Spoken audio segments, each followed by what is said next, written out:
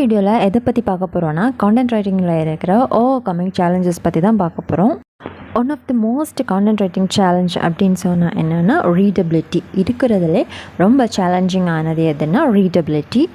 ஒரு ரைட்டராக இருக்கிறதுக்கு நிறைய பெனிஃபிட் இருக்குது. ஸோ அதே மாதிரி நிறைய பெனிஃபிட் இருக்கிற சேம் பிளேஸில் என்ன இருக்குது, ரொம்ப சேலஞ்சிங்கான விஷயமே இருக்குது அப்படின்னு சொல்லிக்கிறாங்க. ஒரு கான்டென்ட் ரைட்டிங் ஜாப் அப்படின்னு சொல்கிறது ஒரு ஈஸியான ஜாப் கிடையாது. அண்ட் அட் த சேம் டைமில் அந்த ஜாபில் நம்ம ரொம்ப சக்ஸஸ் ஆகணும், ரொம்ப க்ரோத் ஆகணும் அப்படின்னா அது ரொம்ப டைம் எடுக்கும். ஸோ ஈஸியாக எடுத்த உடனே என்ன செய்யாது, க்ரோத் கிடைக்காது. நம்ம நிறைய டைம் எடுக்க வேண்டியதாக இருக்கும். அண்ட் அட் த சேம் டைமில் அவங்க ரொம்ப சேலஞ்சிங்கான விஷயத்தை எல்லாமே நினச்சிவாங்க பண்ணுறாங்க. ஆனால் அது எல்லாமே என்ன செய்யாது, வெளியே தெரியாது. ஒரு கான்டென்ட் ரைட்டிங் அப்படின்னு சொல்கிறது ஒரு ஃப்ரீடமாக நம்ம எழுதக்கூடியது. ஸோ எது வேணாலும் நமக்கு பிடிச்ச டாப்பிக்கில் எது வேணாலும் எழுதலாம், அதான் கான்டென்ட் ரைட்டிங். பட் அதே விஷயத்தில் அது ஒரு சேலஞ்சான விஷயமே கூட. ஸோ எந்த தான் ஒரு ஜாப் நம்ம எடுத்துக்கிட்டாலும் எவ்வளோ ஈஸியாக இருக்கோ அதுக்கு எவ்வளோ ஈஸியாக நம்ம பண்ணுறோமோ அதுக்கேற்றபடி கஷ்டமும் எனர்ஜியும் பின்னாடி இருக்கும். ஸோ அதே மாதிரி இந்த கான்டென்ட் ரைட்டிங் ஜாப் கூடவே. அண்ட் இதில் இப்போ நம்ம ஒரு கான்டென்ட் ரைட்டராக இருந்திருந்தால் இந்த விஷயங்களெல்லாம் நம்ம ஃபேஸ் பண்ணுறது தெரிஞ்சுக்கலாம் அப்படின்னு சொல்லிக்கிறாங்க. அண்ட் இதில் ஃபியூ மோர் டிப்ஸ் சொல்லியிருக்காங்க. அது என்னென்னு பார்க்கலாம். ஃபர்ஸ்ட் ஒன் ரீடபிலிட்டியை பற்றி சொல்லியிருக்காங்க. ஸோ ரீடபிலிட்டியில் என்ன சொல்கிறாங்க அப்படின்னா, ரீடபிலிட்டி ஒரு இம்பார்ட்டண்ட் கண்டென்ட் அப்படின்னு சொல்கிறாங்க. அண்ட் ஃபர்ஸ்ட் நம்ம ஸ்டார்டிங்லேயே பார்த்தோம், இந்த ஓவர் கம்மிங் சேலஞ்சில் இருக்கிற ஃபர்ஸ்ட் விஷயமே என்ன தான் இம்பார்ட்டண்டான விஷயமே இந்த ரீடபிலிட்டி.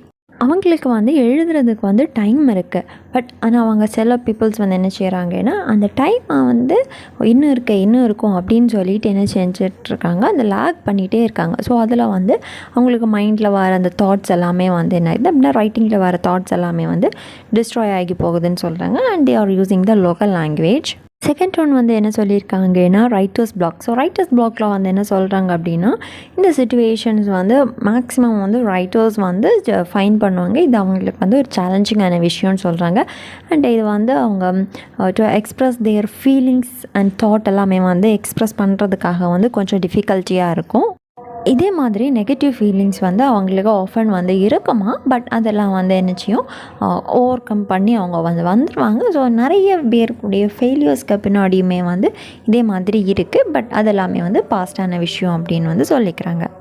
நெக்ஸ்ட்டு மீட்டிங் டெட்லைன்ஸ் பற்றி சொல்லியிருக்காங்க. ஸோ மீட்டிங் டெட்லைன்ஸில் என்ன சொல்கிறாங்கன்னா, ஒரு ப்ரைமரி ரீசன் இது ஃபெயிலிங் டு மீட் ஃபெயில் ஆகிறதுக்கான விஷயம் இந்த நம்மளுடைய ஒர்க்குக்கு இடையில நம்ம பர்சனல் லைஃப் ஒர்க்கை பார்த்துட்டோன்னா அது ஒரு அன்ஃபினிஷ்டு ஒர்க்காகவே இருந்துடும் அப்படின்னு சொல்கிறாங்க.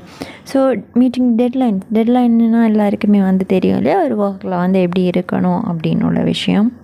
Next one curtailed creative freedom. இதில் என்ன சொல்லியிருக்காங்க அப்படின்னா, ஒரு ரெஸ்ட்ரிக்ஷன், ஒரு கிரியேட்டருக்கு ஒரு ரெஸ்ட்ரிக்ஷன் கொடுக்குறதுன்னு சொல்கிறதுமே ரொம்ப சேலஞ்சிங்கான விஷயம் ரைட்டிங்கில். அண்ட் இதில் ஒரு கிளைண்ட் நம்மளை ஹேர் பண்ணுறாங்க. அண்ட் நம்ம அந்த கிளைண்ட்டுக்கு எப்படி எழுதி கொடுக்கணும் அப்படின்னா, அவங்க எப்படி கேட்குறாங்களோ அதுக்கு பேஸில் என்ன செஞ்சு கொடுக்கணும், எழுதி கொடுக்கணும். ஸோ அவங்க இந்த மாதிரி வேணும் அப்படின்னு கேட்குறாங்களோ அது மாதிரி என்ன செய்யணும், எழுதி கொடுக்கணும். Next one finding quality work. So இதில் என்ன சொல்கிறாங்க அப்படின்னா, ஒரு குவாலிட்டியான ஒர்க் ஒரு ரைட்டிங்கில் எடுக்கிறதுமே ஒரு சேலஞ்சிங்கான விஷயந்தான் அப்படின்னு சொல்கிறாங்க. And it is also a part of content writing. Next என்ன சொல்கிறாங்கன்னா, இது எஸ்பெஷலி இதில் ஒரு ஒரு குவாலிட்டியான கான்டென்ட் ரைட்டிங் கண்டுபிடிக்கிறதுக்கு யார் ரொம்ப சஃபர் ஆகிறா அப்படின்னா, நியூ ரைட்டர்ஸ் தான் சஃபர் ஆகுறாங்க. ஸோ இப்படி அவங்க கஷ்டப்பட்டு கண்டுபிடிச்சி எடுக்கிறதுனால தான் நம்மளால் என்ன செய்ய முடியுது, ரொம்ப குட்டான ஒர்க் எல்லாமே ரீட் பண்ண முடியுது அப்படின்னு அவங்க சொல்லிக்கிறாங்க. And many writing online platforms இருக்குது. எக்ஸாம்பிளுக்கும் அப்வொர்க் கொடுத்துருக்காங்க, ஃபிவர் கொடுத்துருக்காங்க. இதே மாதிரி நிறையவே இருக்குது. அண்ட் லிங்க்டின் சொல்லியிருக்காங்க. அண்டு ஒரு பெஸ்ட்டான பிளாட்ஃபார்ம் ஜாப் தேடுறதுக்காக இருந்தாலும் சரி, நம்மளுடைய பர்சனாலிட்டி நெட்வொர்க்கை பில்ட் பண்ணுறதுக்குமே லிங்க்டின் ஒரு பெஸ்ட்டான பிளாட்ஃபார்ம். அண்ட் மெயின்லி லிங்க்டின்னை பற்றி இப்போ எல்லாருக்கும் தெரிஞ்சிருக்கும்னு நினைக்கிறேன்.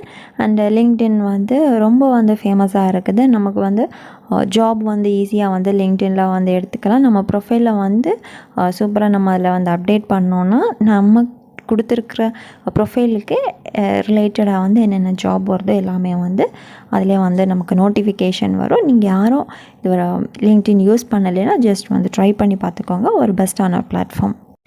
நெக்ஸ்ட்டு ரைட்டிங்கில் வந்து ஓவர் கம்மிங் சேலஞ்சஸ் வந்து கொடுத்துருக்காங்க. Overcoming challenges in writing 3 side heading மாதிரி கொடுத்துருக்காங்க. First one, use a hack to avoid missing deadlines. நம்ம நேரமே வந்து பார்த்தோம். அதே மாதிரி மிஸ்ஸிங் டெட்லைனை வந்து மிஸ் பண்ணாமல் இருக்கிறதுக்காக ஏதாவது ட்ரிக்ஸ் வந்து யூஸ் பண்ண சொல்லியிருக்காங்க. ஸோ அது வந்து நம்ம வந்து மிஸ் பண்ணோன்னா அது வந்து நம்ம லைஃபையுமே வந்து பாதிக்கும் அப்படின்னு சொல்கிறாங்க. நெக்ஸ்ட்டு வந்து என்ன சொல்லியிருக்காங்களோ நம்மளுடைய பேஷனை வந்து ஃபாலோ பண்ண சொல்லியிருக்காங்க. ரைட்டிங் டைமில் வந்து இப்போ ஒரு கான்டென்ட் ரைட்டராக இருந்தால் எழுதுகிற டைம்லேயே வந்து என்ன செய்யணும், நம்மளுடைய பேஷனை வந்து ஃபாலோ பண்ணணும். நெக்ஸ்ட்டு வந்து avoid negative and to be related. இப்போ வந்து எழுத நமக்கு நிறையா நெகட்டிவ்மே வந்து வரும், பாசிட்டிவ் கமெண்ட்ஸ்மே வந்து வரும் இல்லையா. ஸோ we have to எல்லாமே வந்து மைனஸ் பண்ணணும், எதுவுமே வந்து எடுத்துக்கக்கூடாது, எல்லாமே வந்து டெலீட் பண்ணி வந்து விட்டுக்கணும் அப்படின்னு சொல்கிறாங்க. ஸோ எப்போவுமே வந்து பாசிட்டிவாக இருந்து என்ன செய்யணும், நல்லதாக வந்து எழுதணும் அப்படின்னு சொல்கிறாங்க. அதான் வந்து அவாய்ட் நெகட்டிவ் அப்படின்னு வந்து சொல்லியிருக்காங்க. அண்ட் நம்மளுடைய ஷெட்யூலை வந்து நம்ம பார்த்து அதை வந்து என்ன செய்யணும், மெயின்டைன் பண்ணி ஒரு காஸ்ட்டுக்காக நிறைய பேர் வந்து இன்கம்காக வந்து எழுதுவாங்க இல்லையா.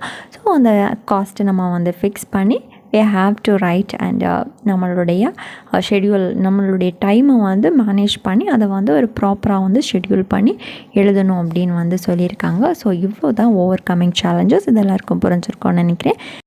இதில் ஏதாவது டவுட்ஸ் இருந்ததுன்னா கமெண்ட் பண்ணுங்கள். லிட்ரேச்சர் ரிலேட்டடாக வேறு ஏதாவது வீடியோஸ் வேணாலும் கமெண்ட் பண்ணுங்கள்.